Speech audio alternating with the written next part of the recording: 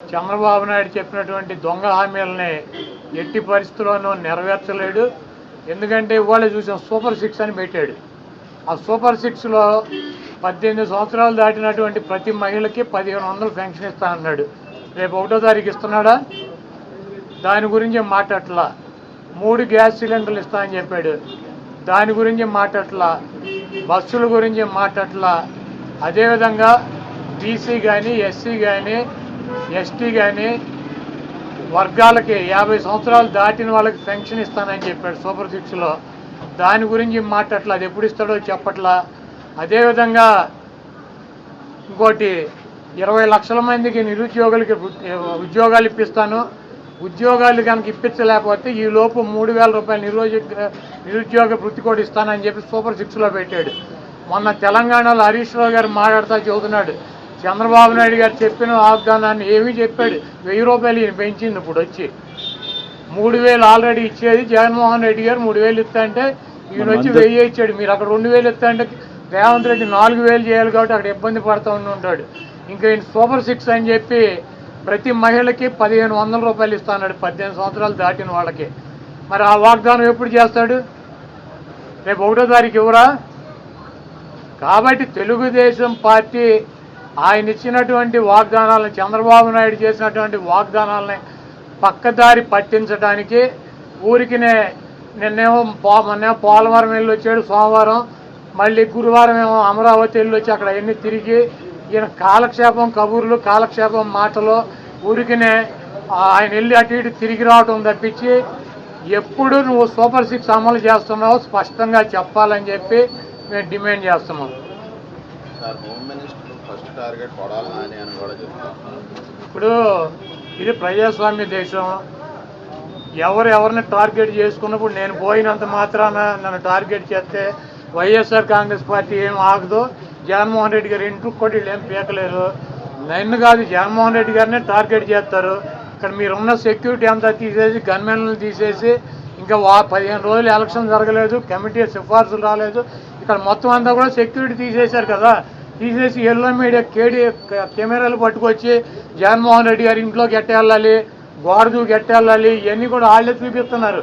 కాబట్టి ఇక్కడ టార్గెట్ ఎవరు దొరికితే ఆ టార్గెట్. ఇటువంటి వాటికి భయపడే ప్రసక్తి లేదు. ఎవడెవడికి టార్గెట్, ఎవడెవడి చేతులు ఏం రాసి ఉందో అవన్నీ పైన ఉన్నటువంటి భగవంతుడు నిర్ణయిస్తాడు. ఎవరి టార్గెట్లు ఎవరికి ఏమవుతుందో చూద్దాం రాబోయే రోజుల్లో. అదేవిధంగా ఋషికొండలో కట్టినటువంటి పర్యాటక కేంద్రంలో కట్టినటువంటి భవనాలనే ఈ సిగ్గు ఎగ్గు లేనటువంటి తెలుగుదేశం పార్టీ, ఈ సిగ్గు ఎగ్గు లేనటువంటి ఎల్లో మీడియా అది జగన్మోహన్ రెడ్డి గారి నివాసం అని చెప్పి చూపిస్తున్నారు 3 రోజుల నుంచి. వెళ్ళి జగన్మోహన్ రెడ్డి గారు అక్కడ నివాసం ఉన్నాడా? జగన్మోహన్ రెడ్డి గారు 2014 నుంచి 19 దాకా ప్రతిపక్ష నాయకుడిగా ఉన్నాడు. ఆయన కార్యాలయం లోటస్ పాండ్, ఇల్లు లోటస్ పాండ్. ఆయన లోటస్ పాండ్ హైదరాబాద్ నుంచే ప్రతిపక్ష నాయకుడికి ఉన్న 5 సంవత్సరాలు నడిపాడు. ముఖ్యమంత్రి అయిన తర్వాత 5 సంవత్సరాలు ఈ తాడేపల్లిలో ఉన్నటువంటి ఇల్లు, క్యాంప్ ఆఫీస్ ఇక్కడి నుంచే నడిపాడు ఆయన కార్యాలయాన్ని కానీ ఇంటిని కానీ. జగన్మోహన్ రెడ్డి గారి రక్తంలో లేదు. ప్రభుత్వం కట్టించినటువంటి ఇళ్లలో ఉండటం కానీ, ప్రభుత్వం కట్టించినటువంటి గెస్ట్ హౌస్లో ఉండేటువంటి కర్మ జగన్మోహన్ రెడ్డి గారికి పట్టల. జగన్మోహన్ రెడ్డి గారు వైజాగ్లో సొంత ఇల్లు కట్టుకున్నాక అక్కడ షిఫ్ట్ అవుతాడు. అంతేగాని టూరిజం ప్లేస్లో కట్టినటువంటి ఆ హౌస్లో జగన్మోహన్ రెడ్డి గారు వెళ్తాడని చెప్పి ఎవడు చెప్పాడు వీళ్ళకి, వెధవులకే? అది జగన్మోహన్ రెడ్డి గారి కోసం కట్టించుకున్నటువంటి ఇల్లు అని చెప్పి రకరకాలైనటువంటి కథనాలు రాస్తున్నారు. అది ఒక అంతర్జాతీయ రాజధానిగా తీర్చిదిద్దాలన్నదే వైఎస్ఆర్ కాంగ్రెస్ పార్టీ లక్ష్యం. దాన్ని రాజధాని చేయాలన్నదే ఆ రోజు నిర్ణయించుకున్నాం. కాబట్టి అక్కడ ఇంటర్నేషనల్ సెమినార్లు జరుగుతున్నాయి. అనేక మంది ఇంటర్నేషనల్ సంబంధించినటువంటి దేశ విదేశాల నుంచి అనేక మంది పారిశ్రామికవేత్తలు వస్తున్నారు. కనీసం వాళ్ళకి సౌకర్యం ఉండటానికి అవకాశం లేనటువంటి పరిస్థితి ఉంది. కాబట్టి ఉత్తరాంధ్రలో ఉద్దానంలో దాదాపు 700 కోట్ల రూపాయలు పెట్టి హాస్పిటల్ కట్టించారు కిడ్నీ పేషెంట్ల కోసం అని చెప్పి. అదేవిధంగా విజయనగరం కావచ్చు, లేకపోతే పార్వతీపురం కావచ్చు, ఉత్తరాంధ్రలోనే 650 కోట్ల రూపాయలు పెట్టి ఒక్కొక్క మెడికల్ కాలేజీ కట్టించారు. అదేవిధంగా టూరిజం ప్లేస్లో అంతర్జాతీయ సంస్థలు కానీ వ్యక్తులు కానీ వచ్చినప్పుడు అక్కడ ఒక విధి ఉండాలని చెప్పి ఒక మంచి భవనాన్ని నిర్మిస్తే 7 బిల్డింగులు అయ్యి, ఒక బిల్డింగ్ కాదు 7 బిల్డింగుల్లో జగన్మోహన్ రెడ్డి గారు ఉండరు. 7 బిల్డింగులు కట్టారు. ఆ 7 బిల్డింగుల్లో 7 బ్లాకుల్ని చూపించేది జగన్మోహన్ రెడ్డి గారు 450 కోట్ల రూపాయలు పెట్టి ఇల్లు కట్టుకున్నారని చెప్పి ఈ దుర్మార్గమైనటువంటి ప్రచారం చేస్తున్నారు. ఇవన్నీ కూడా ప్రజలు గమనిస్తారు. చంద్రబాబు నాయుడుకి ఇచ్చినటువంటి వాగ్దానాలు నెరవేర్చలేక నీకు సూపర్ 6లో పెట్టినటువంటి వాగ్దానం 1500 రూపాయలు ఇస్తానని చెప్పావా, చెప్పలేదా? 18 సంవత్సరాలు దాటిన వాళ్ళకి రేపు 1వ తారీఖు నీకు దమ్ముంటే 20 లక్షల మంది నిరుద్యోగులకు 3000 ఇస్తానని చెప్పావా లేదా? దాని గురించి చెప్పండి. నువ్వు దొంగ వాగ్దానాలు చేసి అధికారంలోకి వచ్చావు. నువ్వు దాని గురించి మాట్లాడండి. ముందు మీరు ఈ వాగ్దానాలను డైవర్ట్ చేయాలని చెప్పి ఒకటి తీసుకెళ్ళి 4 కెమెరాలు బాత్రూములు లెట్రిన్లు టబ్బుల్లో పెట్టి 30 లక్షలు పెట్టి బాత్రూమ్ కట్టాడు. జగన్మోహన్ రెడ్డి గారు ఇల్లు అది. జగన్మోహన్ రెడ్డి గారు ఎప్పుడన్నా ప్రభుత్వ కార్యాలయాలు ఉన్నాడా? జగన్మోహన్ రెడ్డి గారు ఎప్పుడన్నా ప్రభుత్వం గెస్ట్ హౌస్లో ఉన్నాడా? జగన్మోహన్ రెడ్డి గారు ఇల్లు కట్టించుకుని వెళ్తాడు వైజాగ్.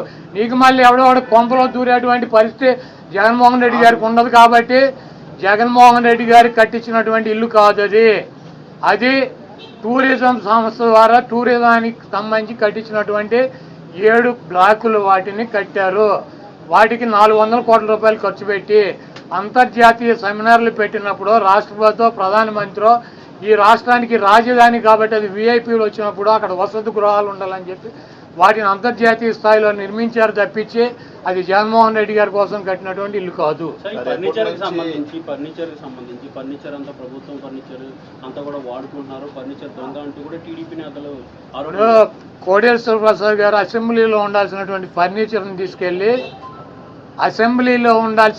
ఫర్నిచర్ని తీసుకువెళ్ళి ఎక్కడేసాడు? ఆయన బైక్ షోరూమ్లో వేసుకున్నాడు.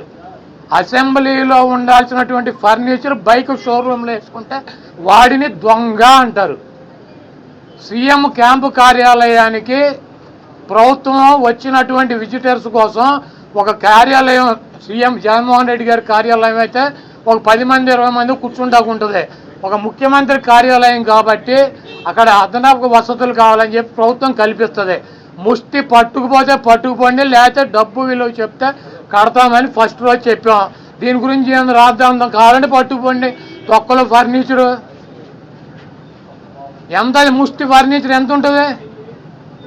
కావాలంటే పట్టుకురండి. మేము షోరూమ్లో వేసుకున్నాం, తీసుకెళ్ళి మా సాక్షి ఆఫీసులో వేసామా? కాదు, మాకు క్యాంప్ ఆఫీసులో పెట్టినటువంటి ఫర్నిచర్ని తీసుకెళ్ళి సాక్షి ఆఫీసులో వేసుకున్నావా? దొంగ అంటే అసెంబ్లీలో ఉండాల్సినటువంటి ఫర్నిచర్ని తీసుకుని బైక్ షోరూమ్ నీ సొంత షోరూమ్లు వేసుకుంటే వాడిని దొంగ అంటారు. అంతేగాని క్యాంప్ ఆఫీసులో ఇచ్చినటువంటి ఫర్నిచర్ క్యాంప్ ఆఫీసులో ఉంటే దానికి కావాలంటే డబ్బు కడతాం, లేదంటే ఫర్నిచర్ తీసుకుపోమని చెప్పాం. దానికి దొంగ ఇవన్నీ పనికిరాని మాటలు. ఋషికొండ ఫర్నిచరు దాడులు, కొడాల నాని టార్గెట్, జగన్మోహన్ రెడ్డి టార్గెట్, ఇక్కడ పోలీసులు తీసాం. ఇవన్నీ సొల్లు పురాణం. మీ చేతనేం చేసుకోండి, నో ప్రాబ్లం. మీరు సూపర్ 6లో పెట్టినటువంటి వాగ్దానాలనే మీరు ఎప్పుడు అమలు చేస్తున్నారో చెప్పాలి. జగన్మోహన్ రెడ్డి గారు తరఫున మేము అడుగుతున్నాం, వైఎస్ఆర్ కాంగ్రెస్ పార్టీ తరఫున. చంద్రబాబు నాయుడు అమలు చేసే బాధ్యత నాదని చెప్పి పవన్ కళ్యాణ్ గారు కూడా చెప్పాడు. కాబట్టి ఇవన్నీ సొల్లు పురాణాలు వద్దు. మీరు చేతనేం చేసుకోండి, నో ప్రాబ్లం. మీరు ఎవరిని చంపేయాలో చంపేయండి, ఎవరిని కొట్టాలని ఉన్నారు కొట్టండి, ఏం చేయాలని ఉన్నారు చేసుకోండి. మీరు సూపర్ 6లో ఇచ్చినటువంటి వాగ్దానాలనే 1వ తారీఖు నుంచి 4000 పెన్షన్తో పాటు అమలు చేస్తున్నారా లేదా? దీనికి స్పష్టంగా సమాధానం చెప్పండి.